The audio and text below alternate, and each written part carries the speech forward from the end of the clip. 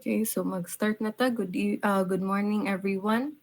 Our topic for today is functions of management. So ang functions of management nato kay daghan ni siya og categories no. So ang atong i-discuss karon kay ang planning. So regardless of the type of company, all managers perform the same basic functions. So if you take on a management role, it may be helpful to familiarize yourself with the fundamentals of management. So there are four generally accepted functions of management. So ang first, planning.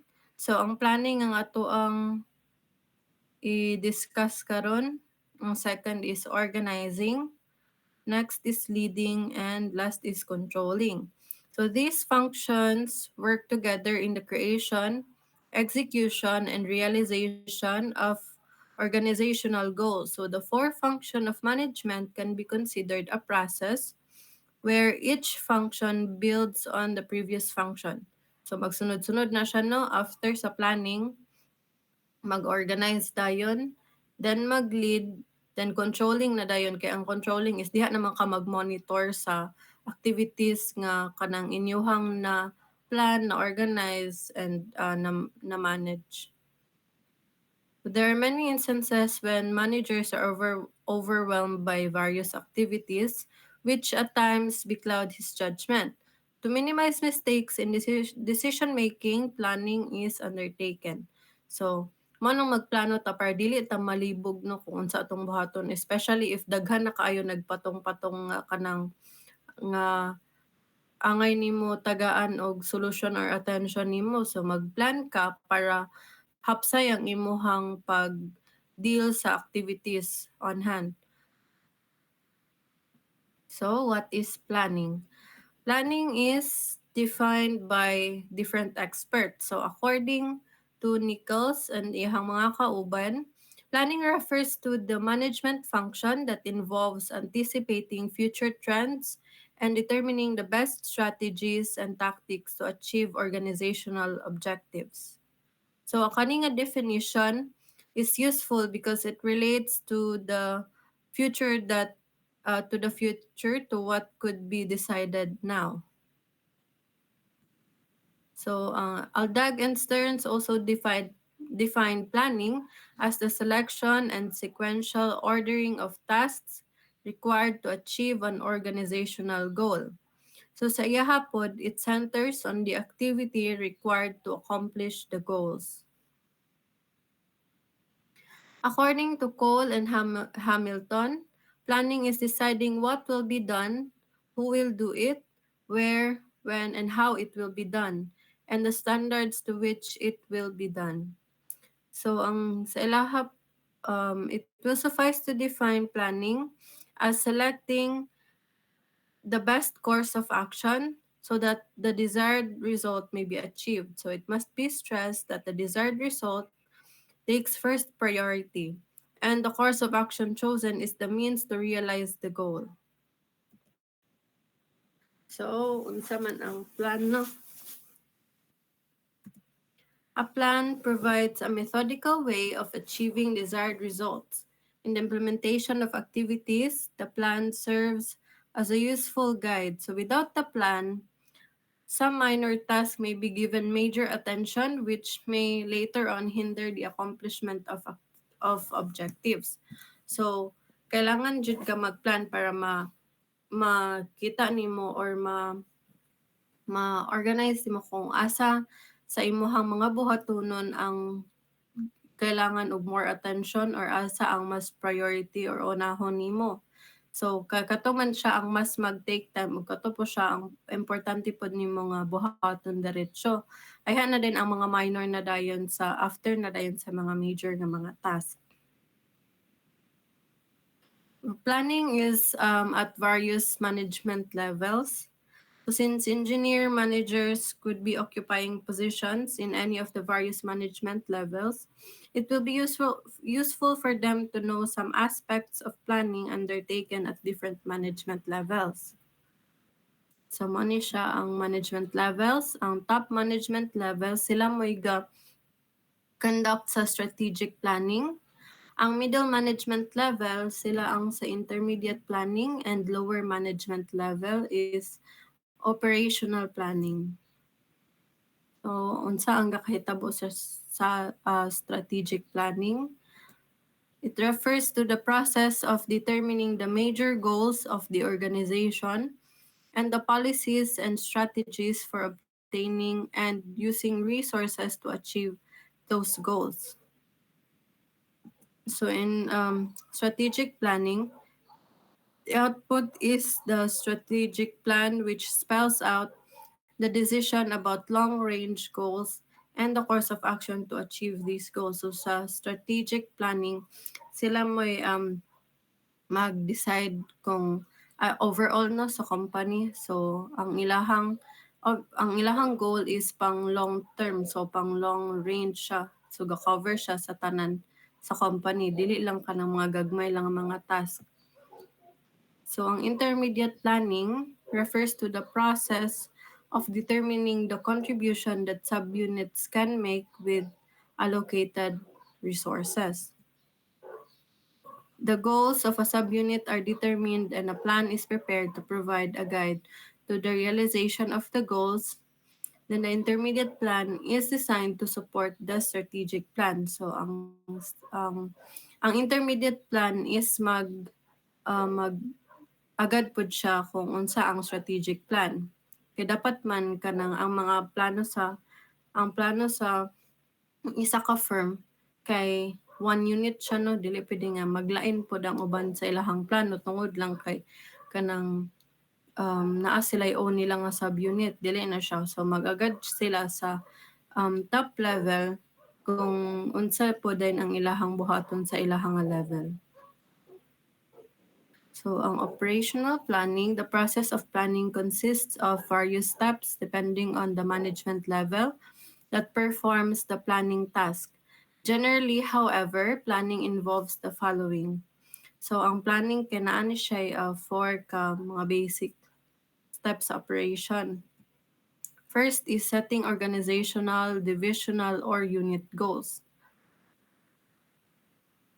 Developing strategies or tactics to reach those goals, determining resources needed, and setting standards. So, unsa man ang setting organizational, divisional, or unit goals. So, kani siya kay, ang sa operation planning, mo ni siya kasagara kung asa tanong sa operation planning. So, each office or company na may kada division no, na planning division, naapoy ka nang sa mga um, mga saga field, lahi po na sila nga unit, naapoy sa unit pod sa kanang mga materials nga handle sa quality control. So the first task sa engineer manager is to provide a sense of direction to his firm. So to his division or to his unit. So the setting of goals provide an answer to the said concern. If everybody in the firm is aware of the goals, there is a big chance that everybody will contribute his share in the realization of the goals. The goals may be defined as the precise statement of results sought, quantified in time and magnitude where possible. So kada division, kada organization or unit kinaay iya-iya nga goals. Pero kana nga goals, galid rapod na siya sa same nga objective sa firm. Next is developing strategies or tactics to reach those goals. After determining the goals, the next task is to devise some means to realize them.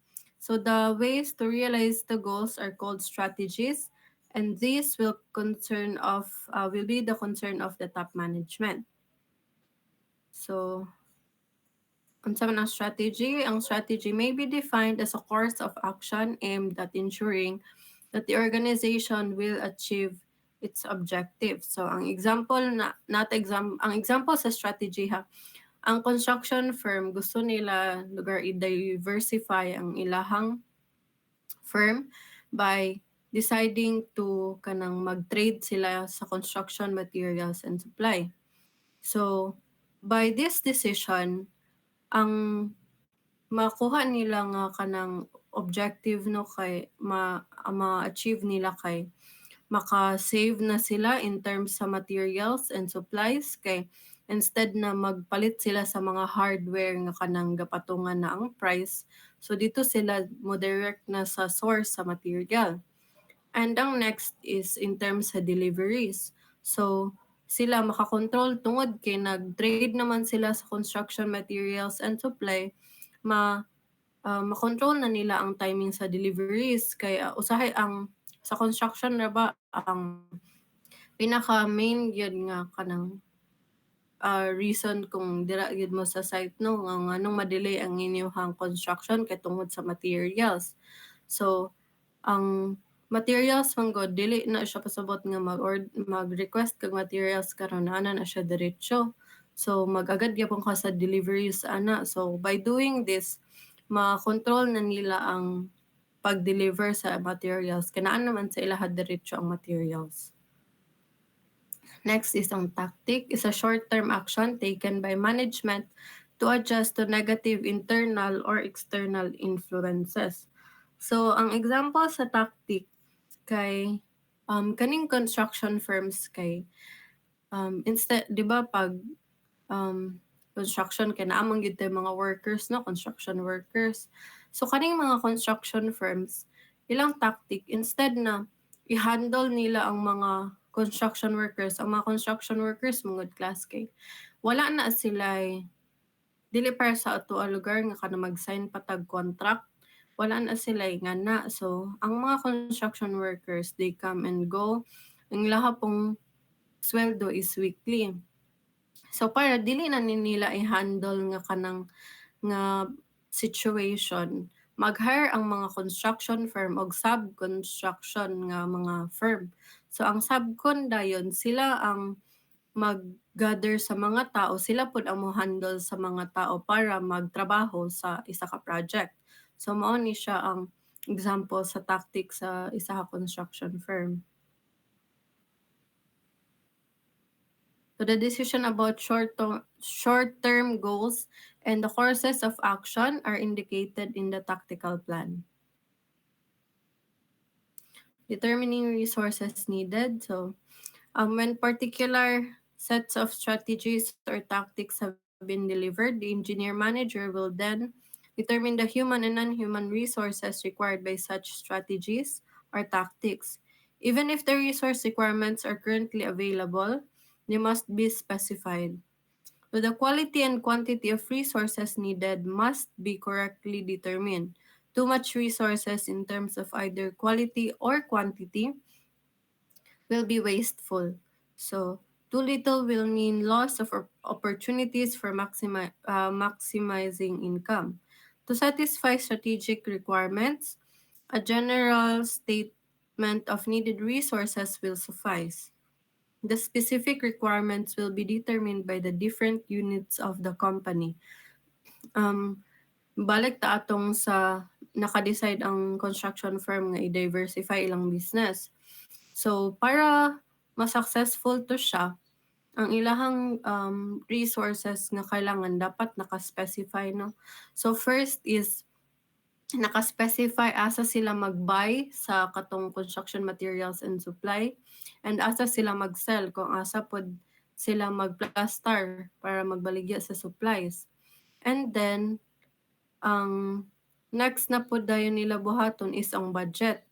Pila ang ilahang kailangan para i-finance na siya nga part sa ilahang business. And ang third dayon kay ang pag-hire niya og personal para magbuhat ana nga para mag-handle ana nga part sa ilahang business. So setting standards. The standards for measuring performance may be set at the planning stage. A standard may be defined as a quantitative or qualitative measuring device designed to help monitor the performance of people, capital goods, or processes.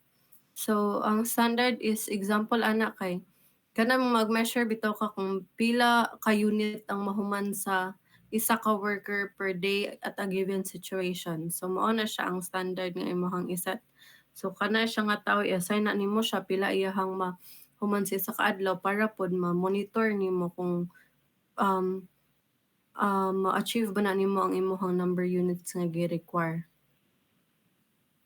There are different types of plants. Plants are classified as functional areas, time horizon, and frequency of use. So, ang functional area plants, among the types of functional area plants are the following: marketing plan, production plan, financial plan, and human resources management plan. So, mag-share lang ko. Wala ni nako siya gibutangan na dire kay ihatag man ni nako as assignment. A marketing plan, this is the written document or blueprint for implementing and controlling an organization's marketing activities related to a particular marketing strategy. So, ang marketing plan kay ano siyang functional area plans kay 'di ba ang ato ang construction firm kay comprise man na siya og different divisions. So ang marketing plan sila may ga-handle sa marketing part sa firm. So mo ni ilahang i-create written document or blueprints para i-control nila ang marketing activities sa firm. Next is production plan. This is a written document that states the quantity of output a company must produce in broad terms and by product family. So, ang production plan, sila may handle sa kanang production. So, kung kani sila nga mga tao, pila ilahang mahuman sa isa ka adlaw, so sila may handle ana. Then, financial plan, it is a document that summarizes the current financial needs and recommends a direction of financial activities. And human resource management plan, it is a document that indicates the human resource needs of a company, detailed in terms of quantity and quality and based on the requirements of the company's strategic plan. So plans with time horizon, ang short range and long range plans. So ang short range plans, these are plans intended to cover a period of less than 1 year. First line supervisors are mostly concerned with these plans. Ang long-range plans, these are plans covering a time span of more than 1 year. These are mostly undertaken by middle and top management. Plans, sayop ni siya class. Ako rin yung edit.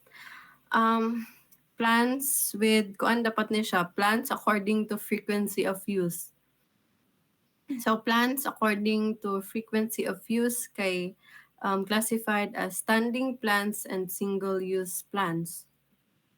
So the standing plans,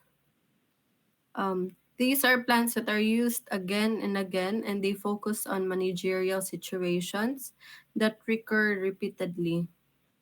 So standing plans may be further classified as policies, procedures, and rules. So ang policies, they are broad guidelines to aid manager at every level in making decisions about recurring situations or function. Ang procedure, so kailangan gini na tong policy, no? Policies kay para i-guide ta sa ato ang mga pangbuhaton kay without the policies, ma-disorganize dayon ang firm. Gubot na dayon siya. Ang procedures, they are plans that describe the exact series of actions to be taken in a given situation. So ang procedure pod mo'y mag-lead sa atoa kung unsa ang atoang buhaton. So para mura nagyapon siya og guide pero in terms nga unsa ang atong buhaton para ma-achieve nato ang mga results nga atong kailangan nga abto, no. Ang rules, they are statements that either require or forbid a certain actions. So ang ang rules kay similar lang gyapon siya sa policies pero ang policies manggod kay kanang um, mag-guide siya sa making sa inyong decision. So, mura siya og kanang balaod ninyo sa inyong company. Then ang rules lang dayon kay mura na siya sa inyuha lang nga division lugar kung unsa inyuhang rules. Ang single-use plans, these plans are specifically developed to implement courses of action that are relatively unique and are unlikely to be repeated. So from the word single use no di na ni siya balik gamiton otro. So classified as budgets, programs and projects. Budgets, a plan which sets forth the projected and expenditure for a certain activity and explains where the required funds will come from. So ang budget dili na gyud single use man gyud ang budget no kay kada project man gyud lain-lain man gyud na siya og budget. Programs is a single use plan designated to coordinate a large set of activities. And projects is a single use plan that is usually more limited in scope than a program and is sometimes prepared to support a program. So kani siya tanan kay dili na ni nato magamit utro kay lahi naman pud og situation ang sa lahi na pud nga mga project or kanang mga event. So the contents of a marketing mao ni siya ang asa lang. Okay. So ang various functional area plans kay kato man ganina no ang marketing plan, ang financial plan, ang production plan ug human resource. So ang content sa marketing plan, the structure and content of marketing plans vary depending on the nature of the organizations adopting them. So William Cohen maintains that the following must be included in the marketing plans. So, mo ni siya ang mga naa sa marketing plan, the executive summary, ang represents overall view sa marketing project and potential, table of content, situational analysis and target market, marketing objectives and goals, marketing strategies, marketing tactics, schedules and budgets, financial data and control. So, dili na kaayo ni nato siya divulge kay dili naman ni pod part sa ato ang kuan kayo no ang marketing. So mag-proceed ta sa the contents of production plan. The production plan must contain the following: the amount of capacity the company must have, how many employees are required, how much material must be purchased. So medyo familiar ta diri nga part kay if mag-start if part sa ato ang kanang maka sa management no kanang sa imong boss lugar especially kanang gagmay lang nga company ang imong boss may magkuan kung sa kani nga project pila ka tawo ang kailangan.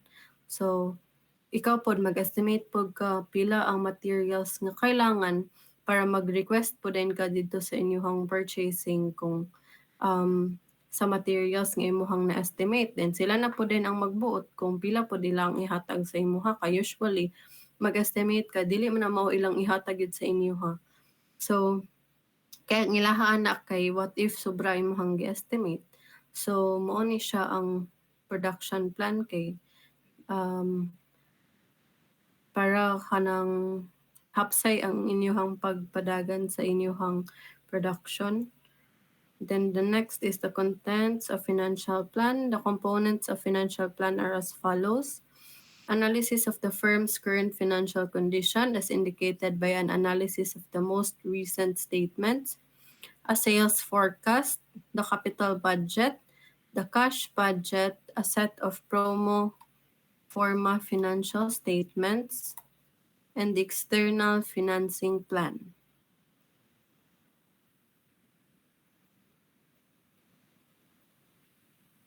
So the contents of the human resources plan contain the following: personnel requirements of the company, plans for recruitment and selection, training plan, and retirement plan. So wala dili na kay to nako siya ikuan kay dili naman kayo to part sa ato ang profession. So a part of strategic plan is are the following: company or corporate mission, objectives or goals, and strategies.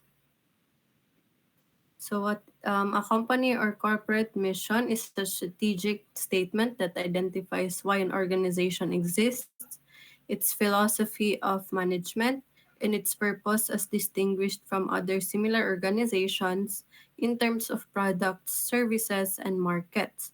So kada company, kada organization makita man gyud ninyo nga naagi mission, vision kana kasagara no, core values. So importante gyapon na siya para mabalaan nato kung unsa gyud ang isa ka kumpanya para sa STP namang gyapon tay mission ug vision.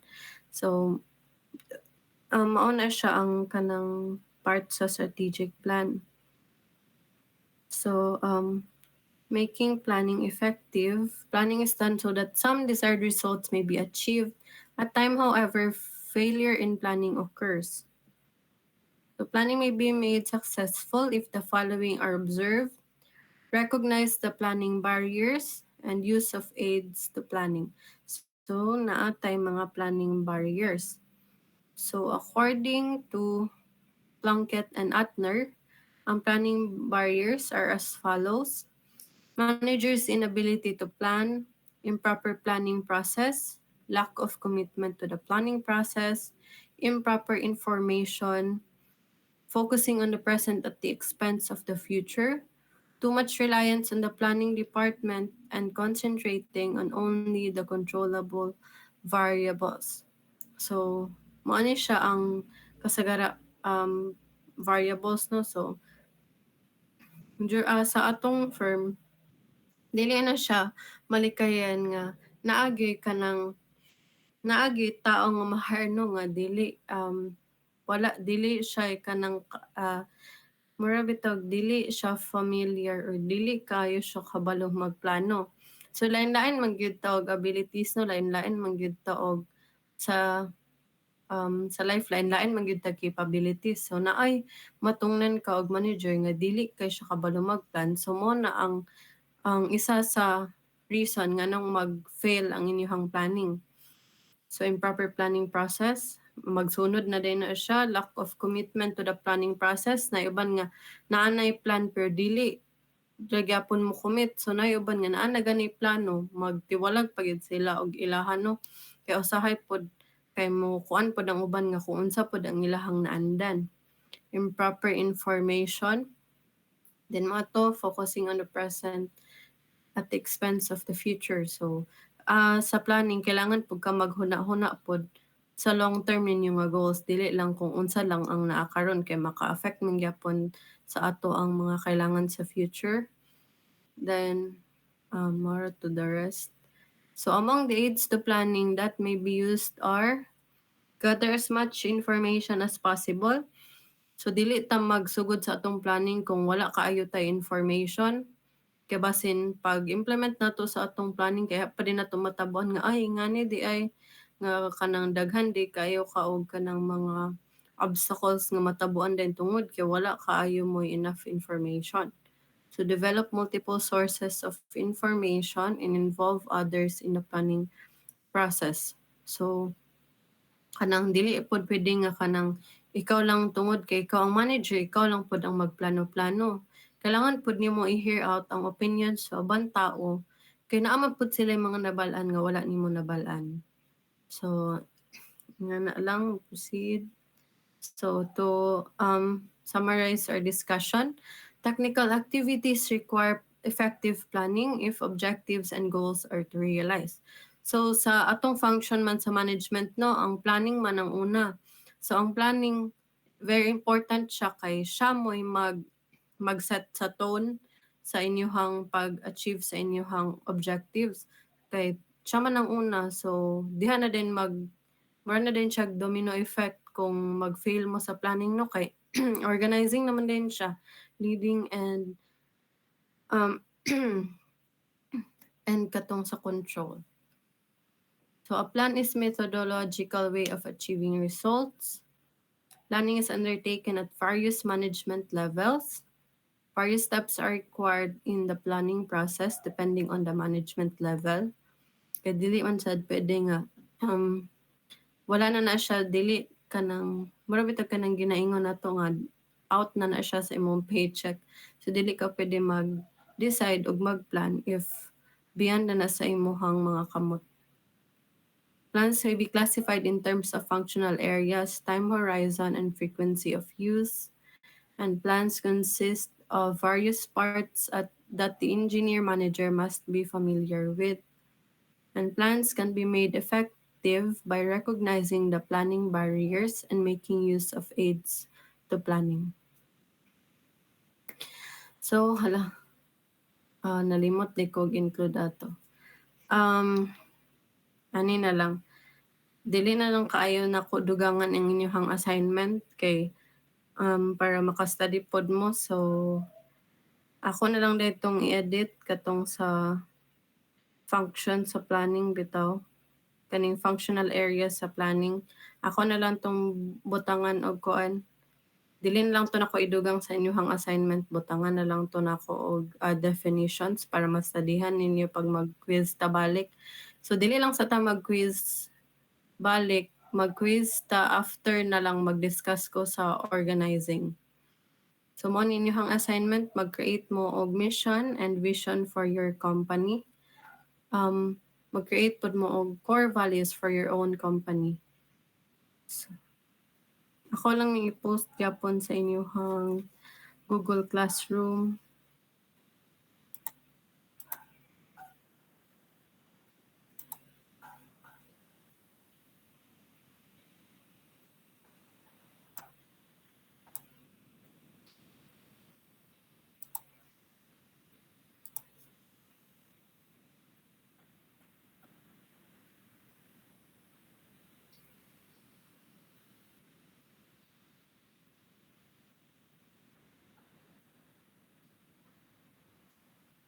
Sige, naapay wala naka-attendance kanina. So,